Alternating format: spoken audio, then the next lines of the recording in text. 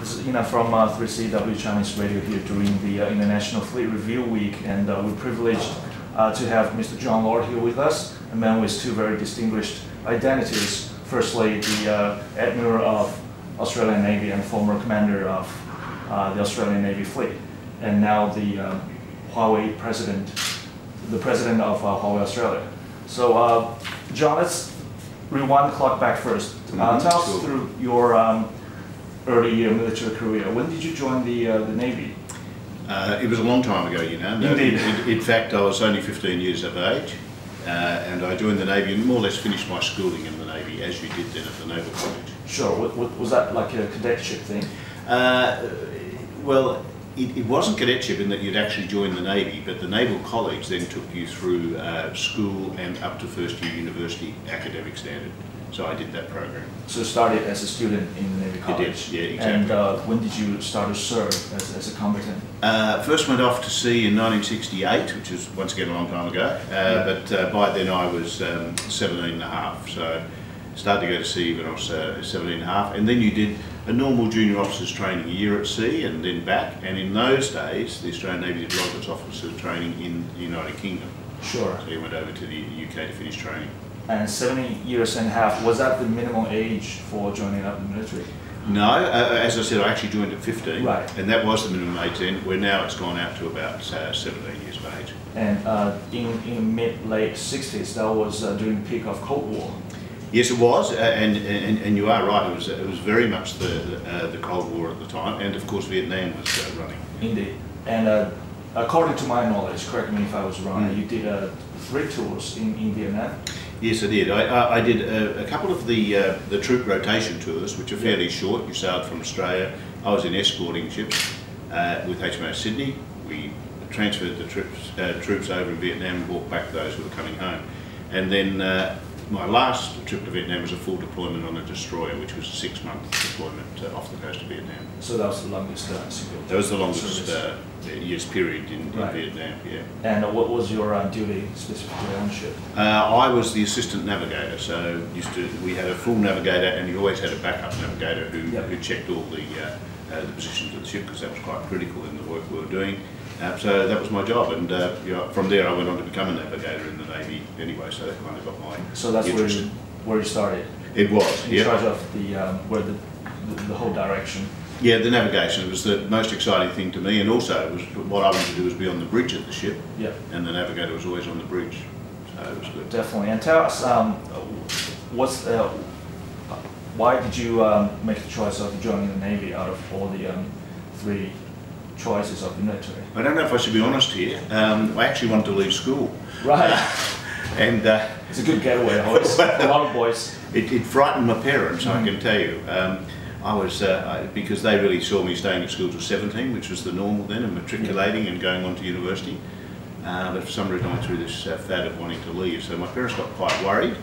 And then they mentioned to me, had I thought about a naval career? Right. So because I think they were very smart. They knew I'd have to finish my schooling in the Navy. So the idea of getting on board on the ship is a lot more exciting than staying in school. Far more exciting when you're 15 years of age. Yes, exactly. Anything more specifically attractive the Navy offers than the Army, the Air Force? Well, at the time, I'd have to be honest and say no, other than it took me at 15, where the Army was 17, because my father was in the Army, and had I joined the military, it was probably to follow him in his Army career. That's probably what a lot of kids from military families would do, is following the father's footsteps, but you really made your own choice and joined up the Navy. I did, yes. It was quite different, but I think in fairness, my parents supported it. So your father wasn't... he wasn't too upset that I was joining the Navy, no, that's and right. He was supportive. Yeah, no, he was very That's supportive. good to know. And tell us, when did you, well, that's the choice of joining up the Navy, and to what point that you came to a realization that this is going to be your whole life career, given that you ended up retired with the Rear Admiral rank, which is quite high up in the ladder. Yeah, I think in fairness, people my age, and particularly back then, even if you didn't join the services, say you joined a large company, you tended to stay with that company for a lot longer. It's different to now, where young people get far more mobility and they plot out their lives and careers and look for different challenges. I think we're all conditioned that you joined an organisation and stayed with it and moved up the ladder. So it was easier for me to do that. And I have to admit that once I got in, I found it very exciting. I was travelling around Asia in a ship when I was 17 and a half, which was very, very exciting. And I was over in the United Kingdom doing training at the age of 18 and a half. I mean, it was just a very exciting life. A lot of travel opportunities. Yeah, it was good. Right, and so during your service in the Navy, that probably spans over 30, 40 years? 36 years. 36 years, and so now you are working for a Chinese company. During your military career as a Navy officer and then later admiral, how many interactions you had with Chinese, not just the Chinese Navy or military, just in general? I know when you fought the Viet Congs back in the day, so back by the Chinese government, by China, and it was the Red China back then. Yes. So I assume that was the first interaction you had with China. Yeah, I'll be fair and say that at that age, and I think still today, people in the military, you don't think about the other side. You're doing your job, and I think that's very important, because if you think about the other side, most of us don't want to be at war. We don't want to fight with other people. Yeah. So when you join the military, you join and do a job. So that was not in my mind at all, I'll be honest and say. And even when I returned to Australia, the Vietnam War was over. I mean, I had no animosity against the Vietnamese people, and I hope most of them, their soldiers and us, were doing our job. And you know, it's the governments of the day that decide where you go. So to be fair, I went to Hong Kong a lot, but that of course was British Hong Kong then. So my interaction with China really was as the fleet commander. You said I got through up to admiral in charge of the fleet. And when I was fleet commander, I had 3 ships went into Shanghai for the second official visit by Australian Navy ships, only the second official visit. And I flew from here up there and hosted the Chinese admiral on board our ships, and met with many senior Chinese military people in Beijing and Shanghai. And so that was the interaction. Which year was that? That was in 1999. 99, so not too long ago. No, it wasn't really, because I left the Navy in 2000. So yeah, so it was only about a year before I left the Navy. So the final year, pretty much. Yeah, it was. And as you were saying, so all the way before, it was pretty much a standard, let's say, a very standard soldier's mentality. So, you know, giving orders, following orders, and only later when you were in a strategic position, you started to looking at, you know, different countries from higher. Yeah, that's true. It'd be unfair to say that military people don't do the strategic thought and planning at colleges and that. You do. But you're right, it's put in a context of where your government sees you at the time. And so all your strategic thought or your thought is around that. Right. So yeah, that's the context. But when I went to China, Australia and China were just starting to build a relationship, and the naval exchanges were seen as a very key part of that. And we'd had one Chinese ship visit to Australia by then, and this was the second Australian Navy ship visit to China. So, second ever. Yes, second, that was in '99. So, yeah, we were helping the diplomatic efforts of Australia and China, starting to learn about each other and get closer together. So, that was very exciting at the time. Oh, that would be indeed. So we kind of started late, not until almost 2000, between China and Australia having this kind of high profile, high level. Well, definitely between the militaries. Yeah, that's exactly right. Where, as you're well aware now, the International Fleet Review has a Chinese ship here. There's been a lot more ship exchanges. We've played sport against each other, I think, the militaries, and it's a whole different relationship, which I guess just shows you how quickly the relationship has developed between. So it has been a lot of development, a lot more interaction. There has been, and now it's across all levels, arts and all that. I mean, last week in Melbourne, I went to a show called Cho Cho, which was a Chinese production of Almost Madame Butterfly. Sounds like it. Is that the Chinese production? I've seen the posters and. Yes, which was just excellent. And a half Chinese, half Australian cast with a Chinese director, and the music was all written by a Chinese writer. It was great to see. So yeah, the relationship now is very, very sophisticated. So it developed rather rapidly and fast after '99, and you retired in 2000. I did, yeah. And so did you make that decision to retire, or was it because you reached a certain age and according to the No, it wasn't age. I was 50 years of age, and I could have served on to 55. No, it was a decision. I decided I'd reached a stage where I wanted to do something different, and yeah, it was just. I loved my time in the Navy, and being fleet commander was a superb challenge and a great thrill, and working with people was good, but it was time to move on. So I made that challenge and moved out to my first job was with the Victorian government, so it wasn't a big, brave move, it was a sidestep in a way related within the government environment. And your role was, I believe it was the advisor or the... My first position, it was what they call, I was the managing director of the Marine Board of Victoria, Marine Safety Victoria, looking after water safety across Victoria. Sure. Yeah. So that's very much still, you could utilise all your knowledge and experience from the Navy. Yes, yes it was. It was very, very maritime focused. Yeah. And then after that I left government, and that then made a braver step, went out to the commercial world, which I've thoroughly enjoyed ever since I went and joined P&O Maritime, which was one of the P&O global group of companies based out of Melbourne.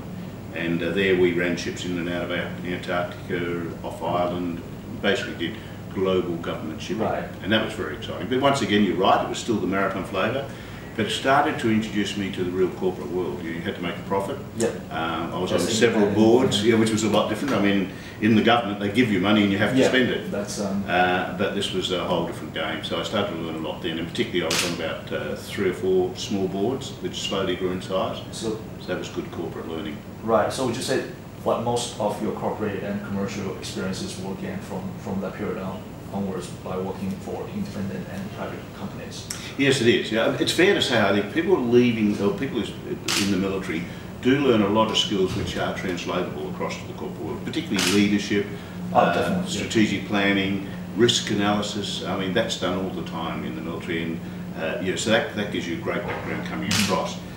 The areas you really have to catch up on very rapidly are the finance, making a profit. You're really making quite cold, hard decisions on whether it's worth doing something and is the return there. So that starts to get you thinking in a different way. Did you find it challenging, or did you find it pretty easy, given that you were from a strategic decision-making position from the Navy back then?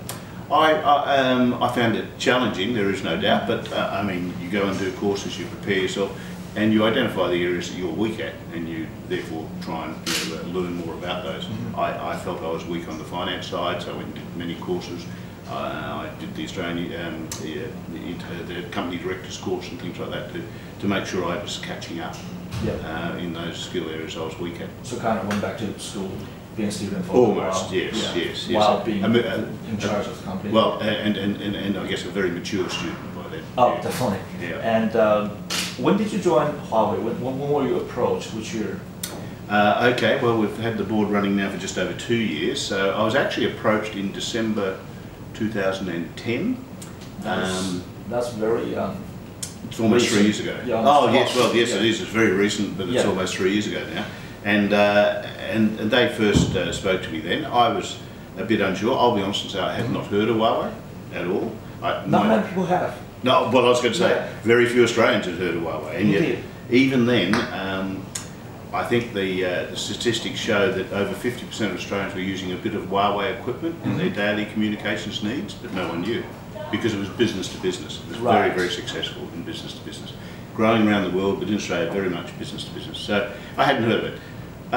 I mean, discussions between me and HuaWei continued throughout that period, and then I got interested. I started to learn about the company. I saw the growth rates, the technology it was into, the R&D focus, a young, vibrant company wanting to come out, and I met Mr. Ren ZhengFei, which was a great thrill, and I now have met and talked to Ren several occasions. Regularly. Yes, and he's a great motivator and gets you excited. That's where he gained his reputation. So when HuaWei approached you, were you working for any company, any government organization, or were you kind of in between jobs? Well, when you say in between, I made a decision to semi-retire in 2007, so about 3 years before that.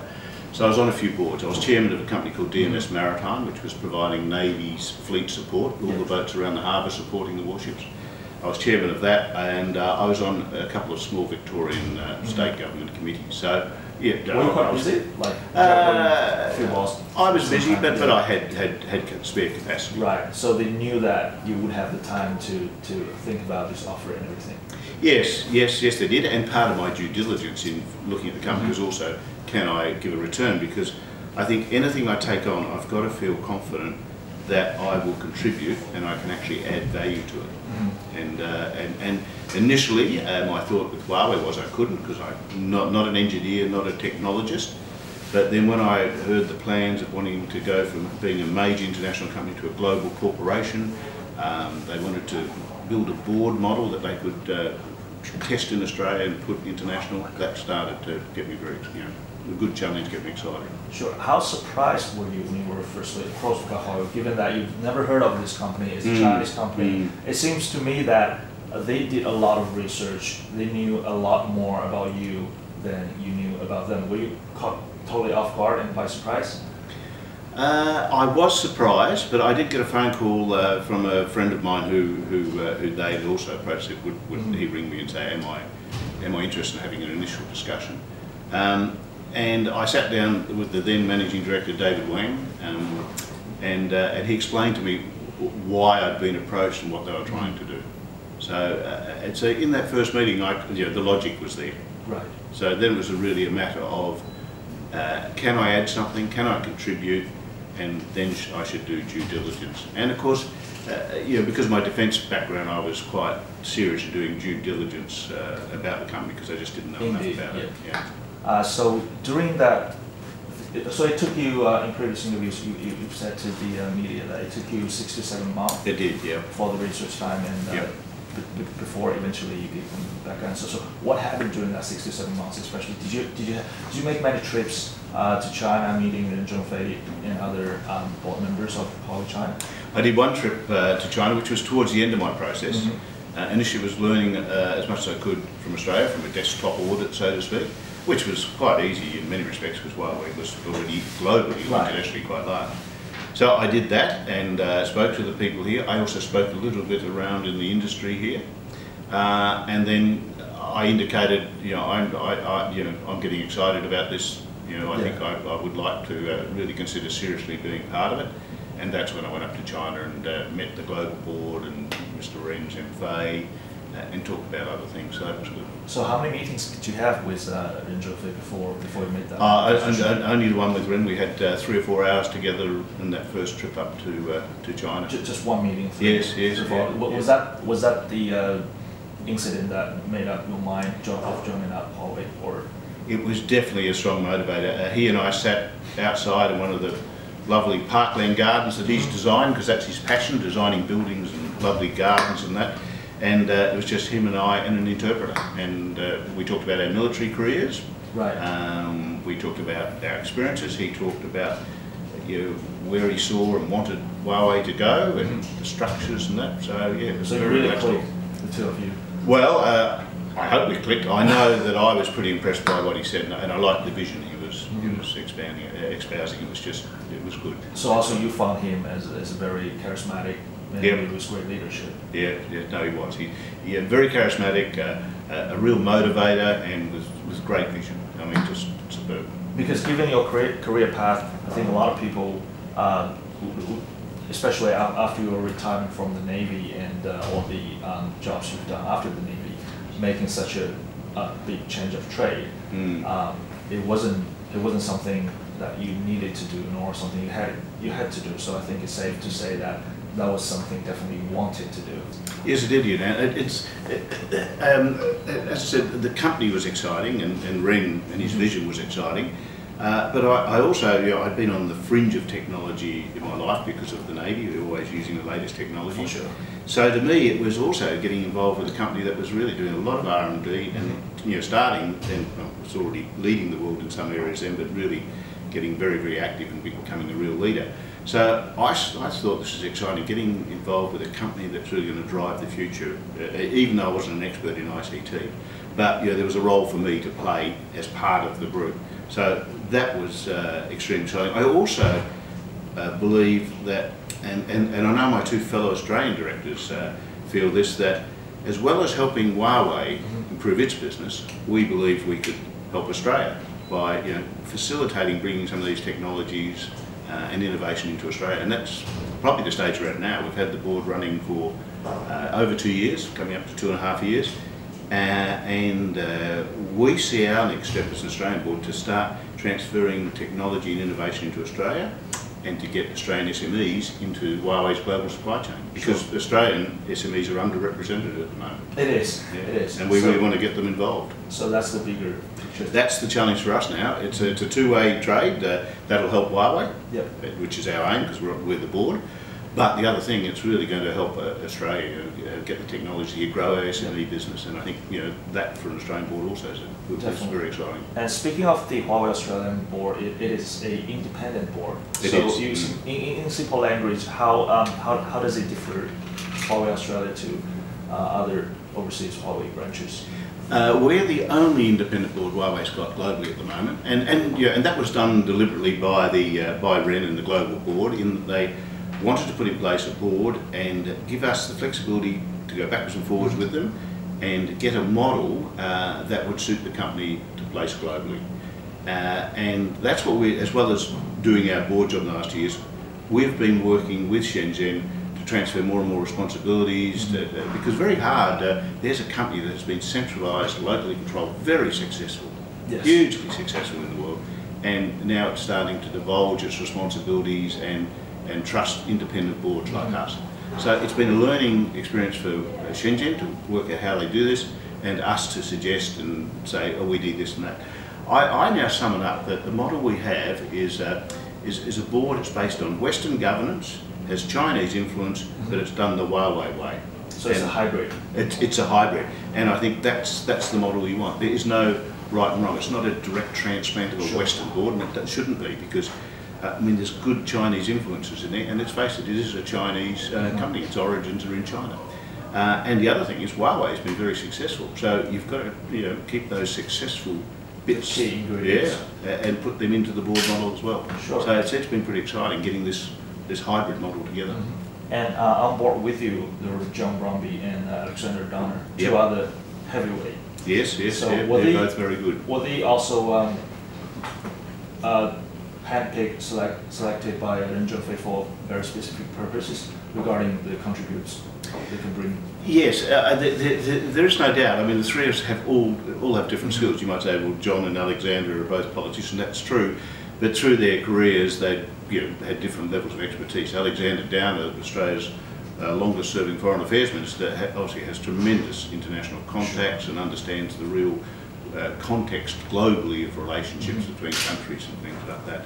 John Brumby, as the Premier of Victoria, really did take the Victorian government or state into China, and he in fact visited Huawei while he was Premier. So he brought this trade relationship between China and Australia. He had a good feel for that. And then there's me, who didn't have the skills that those two had, but I'd had more time being chairman of a board and running a board. Right. And I also understood Canberra, because I'd spent a fair bit of time there as a public servant, and that was obviously going to be quite important for a company like Huawei. And why is that, if you could explain a bit more? Well, Huawei is a major international company. As we were talking about earlier, it was unknown in Australia. And when you become number one in the world, which we're getting out there now with Exit, you have to now start speaking out and have a presence. Sure. So therefore, it was recognised Huawei had to now start talking openly to governments, to government departments, to the Australian community. So initiatives like sponsoring the Canberra Raiders rugby league team, Huawei never sponsored a sporting team before. So this was part of us, the Australian board, saying, sponsoring sporting teams, sponsoring the arts, doing all these different things are part of being a global company. Sure. And speaking of the being unknown of Huawei, it seems to a lot of people, even some experts and veteran journalists, that's something they chose to do, especially given the characteristics of Ren ZhengFei. He's a very low-key man. I don't know if you've got that impression meeting him personally. He's notoriously difficult to get an interview with. Actually, so far he's only had one interview in his whole career. Just recently. That was the one in New Zealand. The one in New Zealand. Okay. So it seems like, and a man like him with extraordinary leadership operating a global company. And obviously, his own characteristics will apply a lot to the corporate culture. So, was that something just recently he and HuaWei headquartered in China decided to start make a change by making a sound and getting to know? Because before they were always doing extremely well marketing-wise and everything-wise, but they just seem to prefer to keep the company name low-key and really not to get too much exposure. That's true, but I think also if you have a look at the way HuaWei's business has gone, because primarily up until the last few years it was telecom infrastructure, business to business, so it didn't need the high public profile. The company has now decided it's going to expand, and the future growth is in devices, mobile devices that we're all going to use. It's in the enterprise business, which is getting into businesses and doing end-to-end solutions. So you've got to become known. You now have to be in a whole different field than it was before. So I think it's a natural progression that HuaWei's moved into this, and it's just been part of the growth of the company. So it started off selling the switchboards in Chinese villages, and then provided the major ISPs and those companies around the world with the background infrastructure.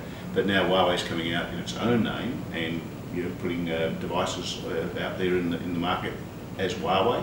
So it's been a natural growth, and I think this is the company just expanding, becoming a globalised company from a major international company. Sure. So that's a progress just started now. Yeah. Because I'm not too sure about in Sydney, but it seems to me that in Melbourne and a lot of other cities in Australia, because as you were saying, HuaWei also does products, excellent smartphones, tablets, and all that kind of products. But you almost never see commercials and advertisement. But when you search on the internet and go to the HuaWei company page, you see amazing products, the ultra slim smartphone and all that, but no advertisement yet. Is that because this progression has just started, as you were saying? Yes, it is. Yes, it's very much that. I think we're advertising a little bit more in some other countries, but definitely in Australia we have just started the move. We are selling, most of our mobile devices are being put out through relationships, major retailers, the Dick Smith chain and JB Hi-Fi, in our name, the phone, but sold through them, through arrangements and packages, etc. So this is just the start. Advertising our devices as standalone devices, I think you'll see grow as we now bring more and more into the market.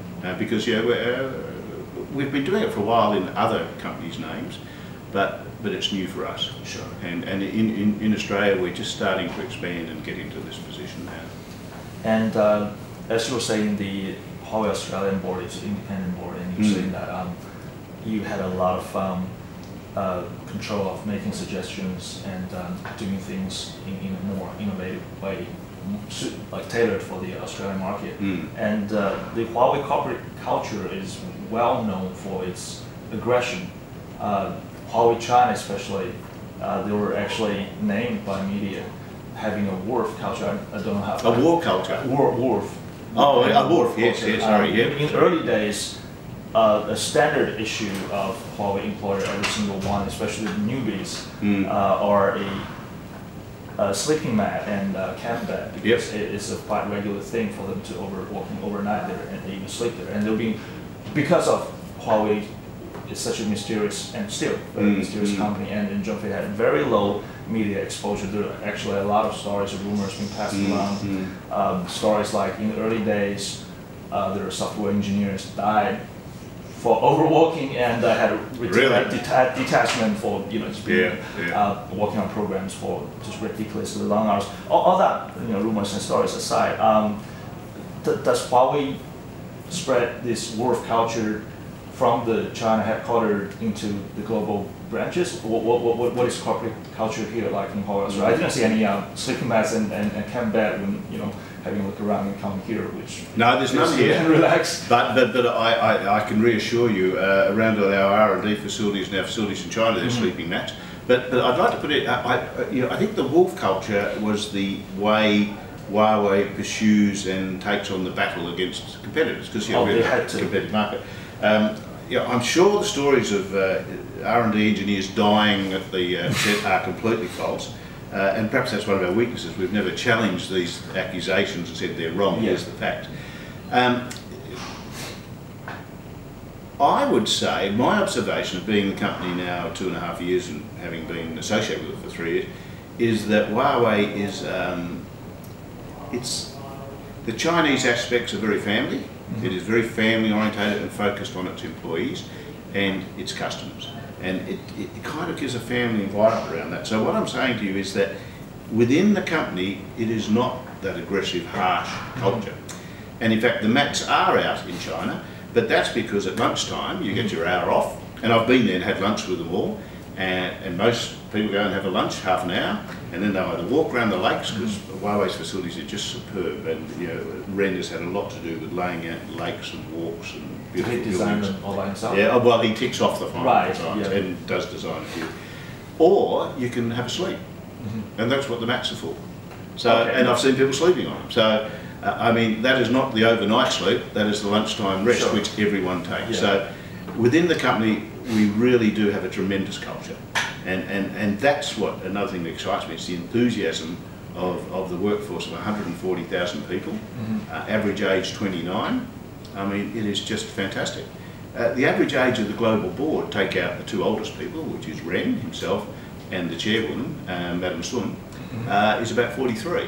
So it's a very young, dynamic company, very exciting. And they are competitive and they're very proud. And the other thing that drives them, which I think it's a Ren thing, and it's a bit of the HuaWei model of the company that comes into our hybrid model you and I talked about, is that employees own the company. The shares are owned by the employees, and when you leave the company, your shares are bought back from you.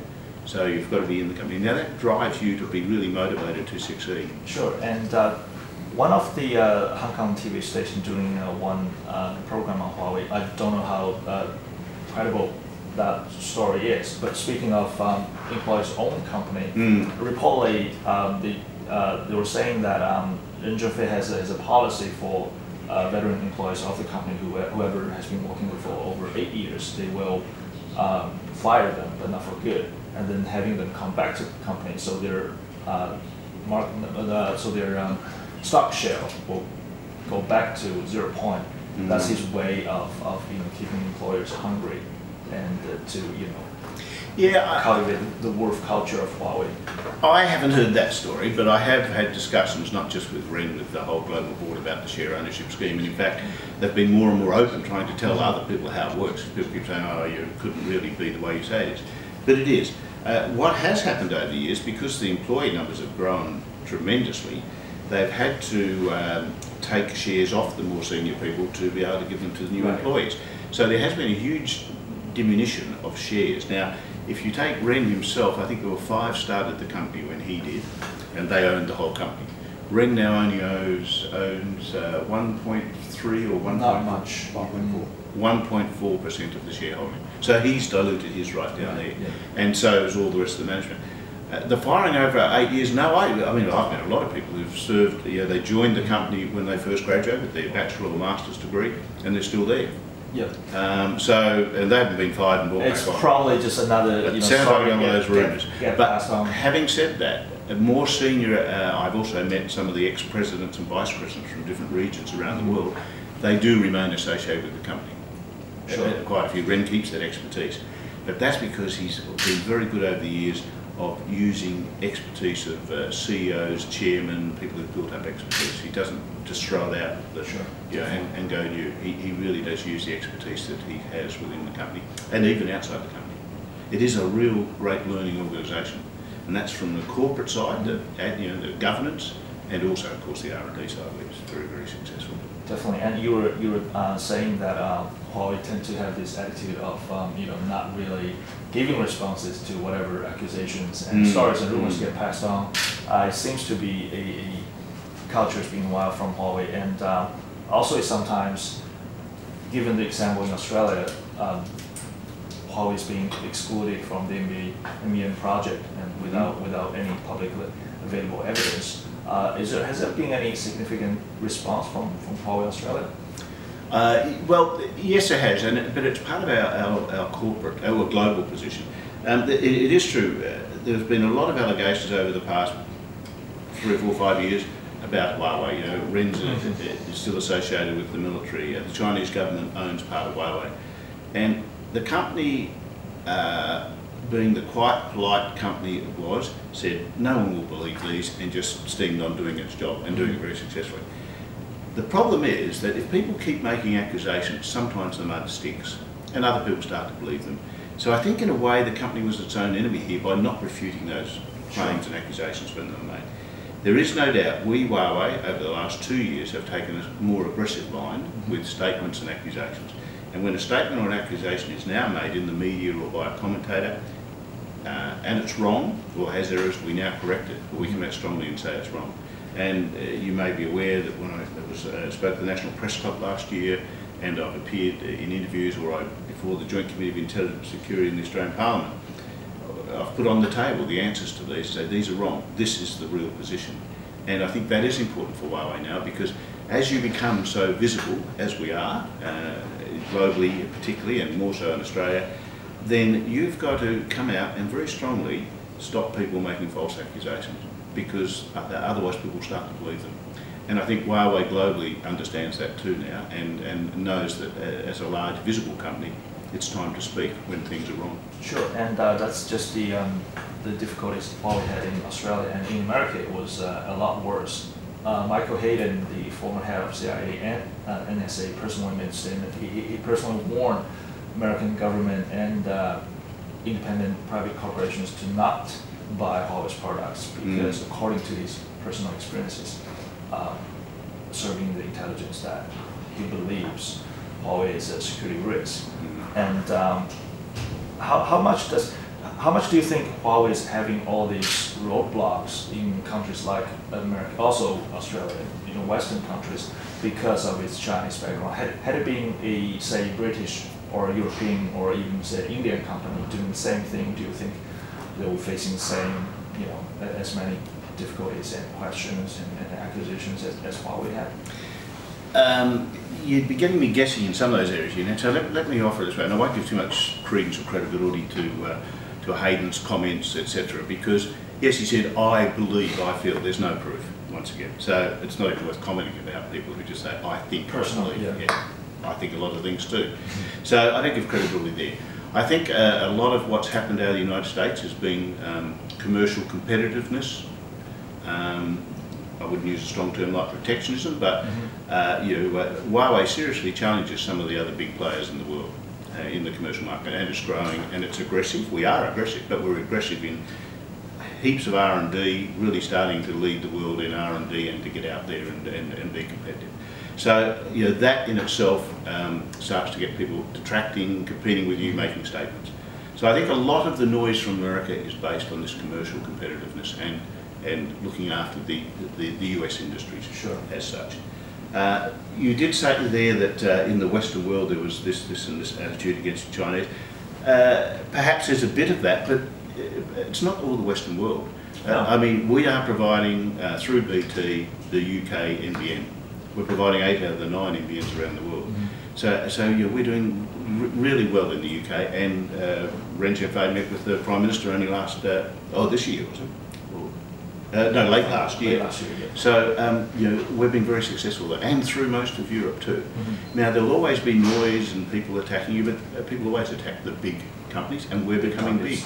And I think as you grow into this role of being one of the major players in the world, you've got to expect people will make statements and try and detract from your performance. Sure. But that's part of growing up. And as I said earlier, we must be big enough to say that's wrong. This is what we're doing. These are our aims. This is the values of our company. This is what we believe in. This is the culture. So I think there will always be people, detractors. You see it with other big global corporates knocking them down and having a go at the Microsofts, the Googles, for all different reasons. And I think that's just part of the competitive business world. And we're in a global world too now, of course. So it's very competitive. Definitely. And given all the accusations coming from America, how much do you think that influences, not just from the government side, but probably more on the general public's view and doubts, doubting and having conspiracy theories against Huawei, given that America has quite a big culture influence on Australia and globally as well? I think before we started challenging it, mud was sticking, in that people started saying, oh, this might be true, it's been said 3 times, even though it's the same article repeated 3 times. And therefore we've had to come out and challenge these accusations. I think, as I said, Huawei was its worst enemy. I think now we are putting in front of people every time there's an accusation, and even other times, describing the company, being open about the company, letting people know what they want to know, taking a lot of people back to Huawei. And I think we're overcoming those perceptions. And I think Australia's like all other companies. You give people the argument, the counter argument, and give it logically, then they start to support you. And I think we're seeing that in Australia. I mean, most areas I move around in now in industry and business, people can now say Huawei, they've heard of Huawei. And I think more and more Australians are seeing the advantages of embracing Chinese companies that bring value to Australia. Now, Huawei brings technology, innovation, and Australia needs that. We're a small country, got very bright people here, very good small, medium enterprises, but we need that external technology transfer and innovation to help them grow. And I think people are seeing the advantages of that in the future. And let's face it, Huawei is going to be a major conduit for that. Because of our size and the amount we put in R&D. Sure, and as you were saying that Huawei is doing particularly successful in the UK, especially regarding responding to all these conspiracy theories and such. So what's different they're doing in the UK makes such a difference from? I think we'd been in the UK a lot longer and a bit more open. I think that was a major difference there. We're in Australia, as we mentioned earlier. We were business to business. Right. No one had heard of us. Over in the UK, we'd been partnered with BT for some time, and BT is a very public, big provider. Right.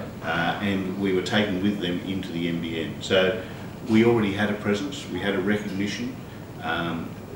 The UK government and agencies felt comfortable because Huawei has been openly operating there for a long time. I think we caught Australia out. We were here in a big way, but no one knew we were. And all of a sudden, well, who is this company? What, it's #1 in the world? Or and how it was on its own in Australia. Yeah. And we were providing fuel, but we just were not known. And I think that has been the change. And that's definitely one of the roles of the board with the senior management that we have, is to get ourselves out there, get known. There's all these levels. There's 5, as I call it. There's the political level, the bureaucratic level. There's our own industry, the telco industry. There's the broader industry and business, and then there's the Australian public. And we've had to go out and address all those different groups and say, here's Huawei, this is what it's about, this is what it can do in Australia, and it wants to be part of Australia long term. Sure, and given that comparison of how Huawei operated, especially trying to get into the broadband project in the UK and in Australia, as you were saying, Huawei operated in the UK has been quite a few years now, and it was kind of catching a smart ride, working with BT, but in Australia it's only been 2-3 years, and Huawei just came on its own. Would you say that was a bit of a bold move? And what was the risk analysis before all these decisions? Well, it came on its own, but I guess it didn't have the strategic partnership with a big player like BT right from the start. We were being used, the dongles and all that were being used, but we didn't have one major strategic partnership. That's where we started in UK. I think you're seeing in UK now, and I'm not an expert on the business there, it's branching out more into a lot of other areas, but it's had this very strategic partnership at the start. In Australia, we didn't have that, but we were providing a lot of the ISPs. Now we are good partners now with Optus and Vodafone, and we're working with Telstra in some of the device markets, so we are now building these relationships. Sure. The Australian ISP is also quite a small market. And some of the companies had traditional partners already, so it does take time to influence them to change their traditional partner and let us in, and I think that's been part of the challenge for us. Definitely, and you were saying that the market is relatively small, yet HuaWei Australia is an independent board, and recently Ren ZhengFei has accepted first time ever interviews in New Zealand, so it seems a little contradictory given that these markets are relatively small, but HuaWei is paying so much attention on this region. Why is that? What, on Australia and New Zealand? Yes. I mean, there's projects there which we're world experts, and we think we're the best ones to do. In New Zealand, it's an NBN equivalent, and we're in there in quite a big way through our partners in New Zealand. So that's an exciting market. Australia is the same, and okay, the NBN is important, but what hangs off the NBN is going to be the real market in 5 years' time. And as I said, Huawei is now moving out of that infrastructure into the devices, into the bits of equipment you and I will use at home or the office, the enterprise answers. So it is a sophisticated market. It's a market you can learn from, and a market you can transfer those learning experiences elsewhere. Also, Ren, I think, and he hasn't said to put his hand in his heart, so I love Australia, but I think he has a soft spot for Australia and New Zealand. Probably. He's holidayed down here in the past with his family and things like that. So, yeah, I think he's quite fond of the country. Right. So he does make trips quite regularly. Yes, he has in the past. Yep. And I think he's averaged one every 2 years business-wise, but he's had private trips down to Australia before. So do you catch up regularly?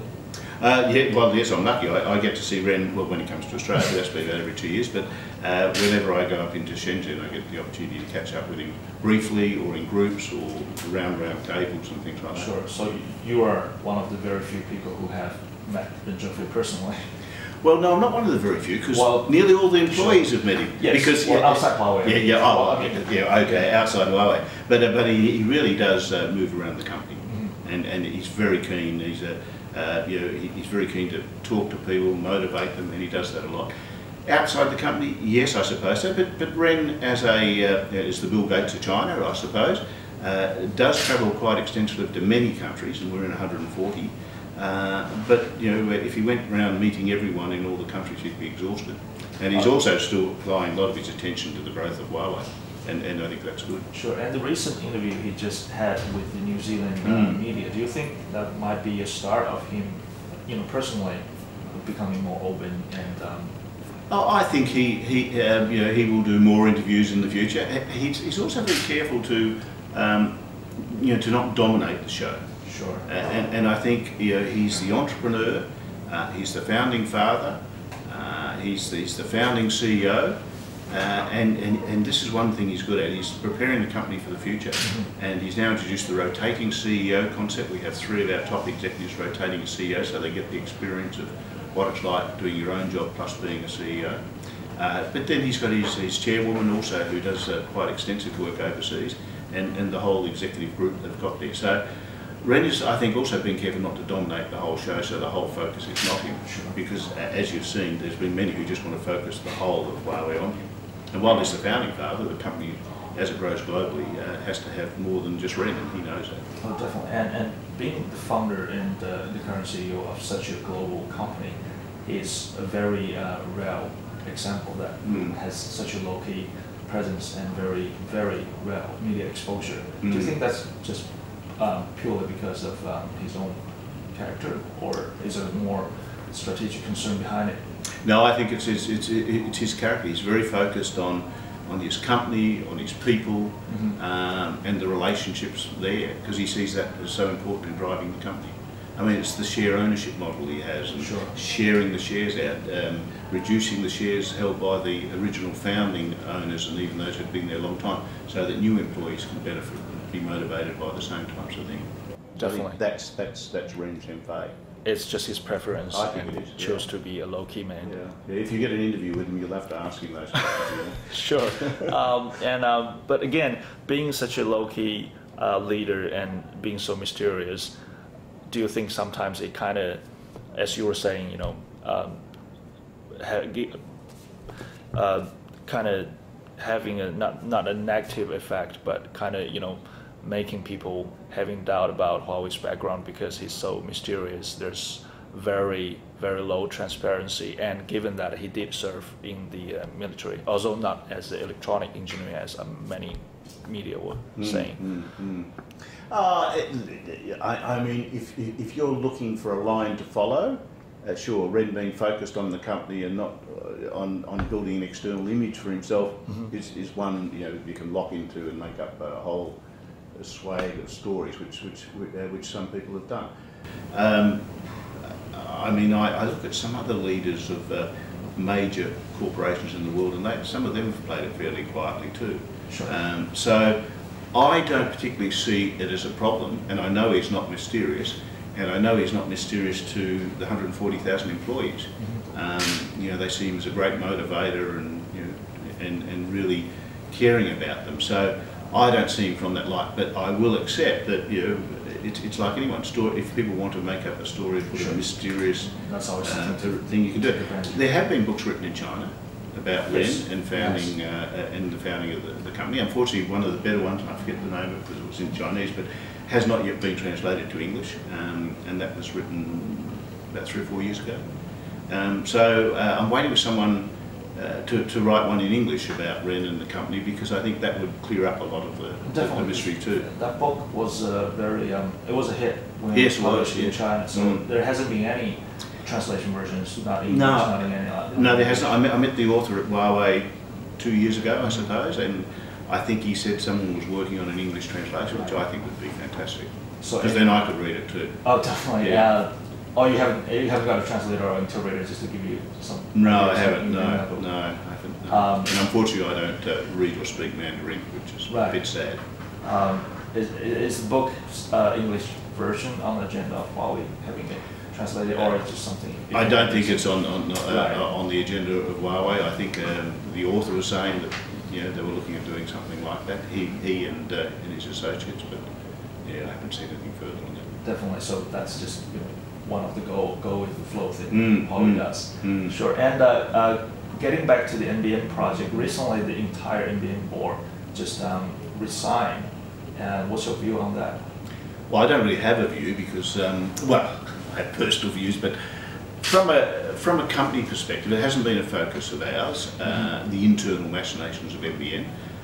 We've spent the last 2 years, well, yes it is 2 years, since the decision, really, I suppose, just trying to tell people about the company, because it was unknown, and as well as telling people about the company, describing who we are, what we're doing, also talking about the benefits of HuaWei bringing its technology and its innovation and its R&D into Australia, and you know, that is the key focus for us. We've also made the point, and Shenzhen and the global board have been very strong on this, HuaWei's here in Australia to stay, so our real focus has to be what hangs off NBN. NBN's a project, and it will be finished one day, we hope. And all of us Australians will be using you know, equipment and technologies off the NBN. Sure. Mark Turner recently suggested that HuaWei's NBN ban needs a review, and he said that looking at potentially reversing the decision. So is that something that excites HuaWei, or not really?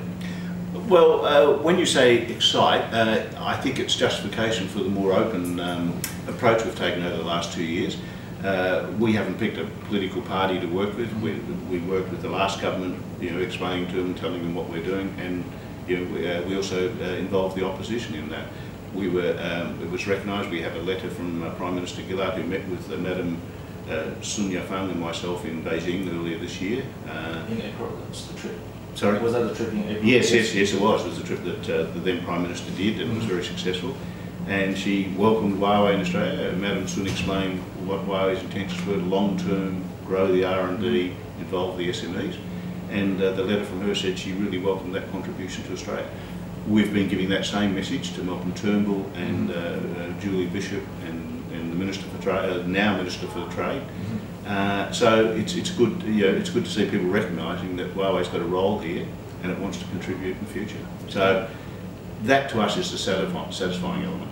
You know, people can see real advantages of HuaWei being in Australia. We have encouraged, as part of this openness, any media or government officials or ministers or opposition students, well, we have very good active student programs running, and I'll say a word about that very shortly. But we have offered people to visit our campus because we want them to see a very modern, leading global company's R&D and its technology and what it is.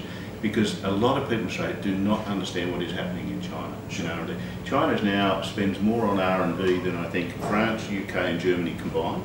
So, and that's not just telecommunications, that's all China.